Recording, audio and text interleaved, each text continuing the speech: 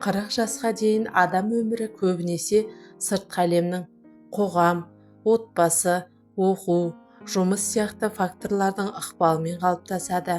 Бірақ 40 жастан кейін адам өз ішкі жан дүниесіне үңіле бастайды. Шын мәнінде өзін тану жолына түседі. Өмірінің бірінші жартысында адам қоғамның үмітіне сай өмір сүріп, білім алу, жұмыс істеу, отбасын құру, әлеуметтік мәртебе секілді сыртқы мақсаттарға ұмтылады. Алайда жасы 40-қа толғанда адам өзін іштей сұрақтармен мазалай бастайды. Бұрын өзіне үлкен жетістік болып көрінген нәрселер енді бұрынғыдай қуаныш сыйламайды. Өткен өмірдегі жетістіктер мен рөлдер енді оның шынайы болмысын көрсетпейтінін сезе бастайды. Адам бұрын қоғам жүктеген маскалардан арылып, өз шынайы болмысын танығысы келеді. Ішкі мазасыздық пайда болады. Бұрын мағынасы бардай көрінген нәрселер енді қызықтырмай қалады. Адам өз жетістігіне, мүлкіне қараса да іштей толмағанын сезеді. Кейде ол ең жоғары қызметке жетсе де, бұл оған бақыт сыйламайтынын түсінеді. Немесе көп жылдан бері бірге өмір сүрген адамдармен қарым-қатынасында бір нәрсе жетіспейтіндей көрінеді.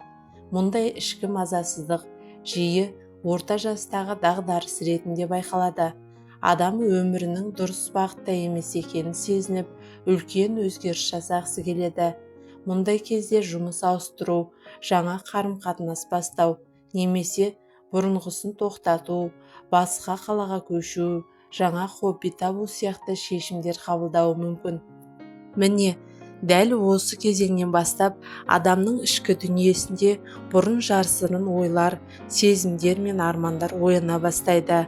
Адам осы уақытқа дейін дұрыс деп қабылданған құндылықтарын қайта қарастырады.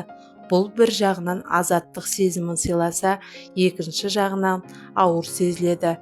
Себебі бұрынғы өмірлік бейнесі жойылып, жаңа бейне әлі қалыптаса қоймаған болады.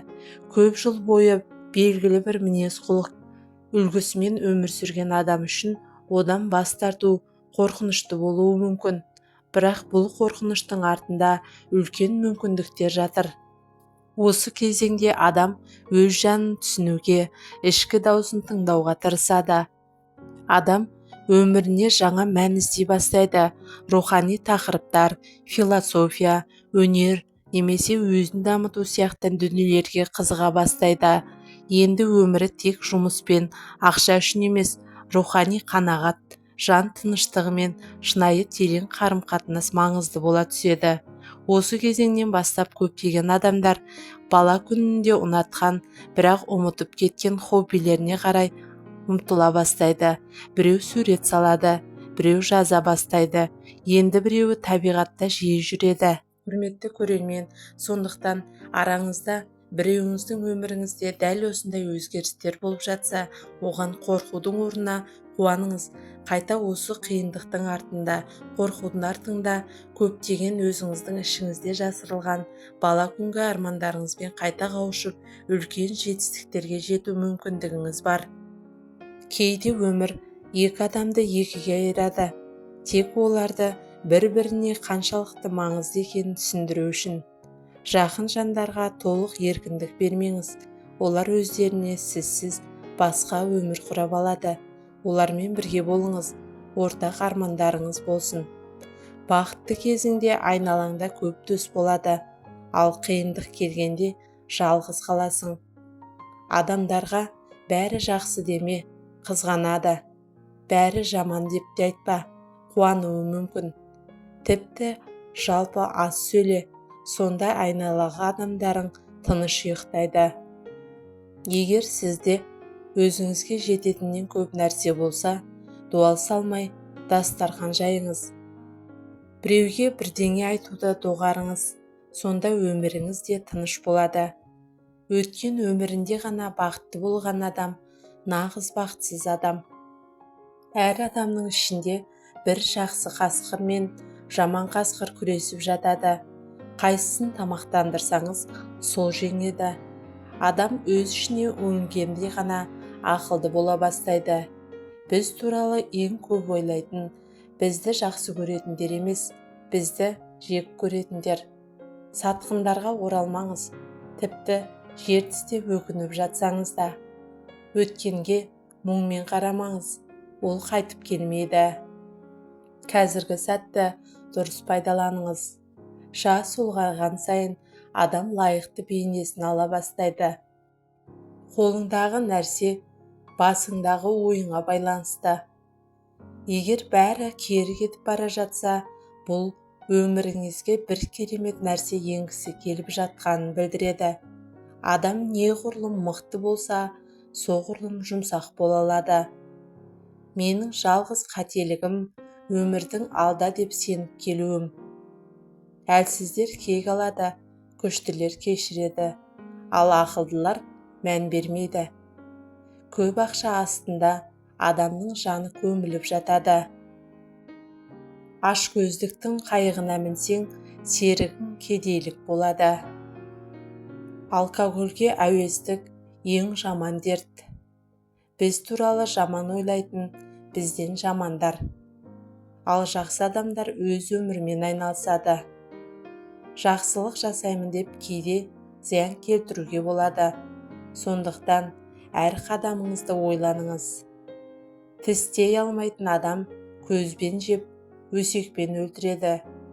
Сөзін бөліп сөйлейтін адамнан сақтаныңыз. Ол өзін сізден жоғары қоюға тырысады. Мазақ пен қорлық өте қиын нәрсе, бірақ оған барынша мән бермеуге тырысыңыз. Ақымақтық ашуға тұрмайды. Ең дұрыс жаза біреуді елемей қою. Жабуға болмайтын есікті ашпаңыз. Жалғыз күлкі зұлым жүректің ниетін жасырады. Егер біреу артыңыздан түкірсе, демек сіз алдасыз. Өтпелі достыққа сенбе. Ескісіне опасыздық жасаған адам жаңасына да опасыз болады. Адамдармен Құдай қарап тұр деп, ал Құдаймен сөйлескенде адамдар тыңдап тұр деп өмір сүр. Біреуге сәттілік келсе, қызғанба, қуана біл. Сонда саған да жұғысты болады. Қызғаныш өзіңе зиян. Егер шын мәнінде бақытты ғұмыр сүргіңіз келсе, оны адамдарға немесе заттарға емес, мақсатқа байлаңыз.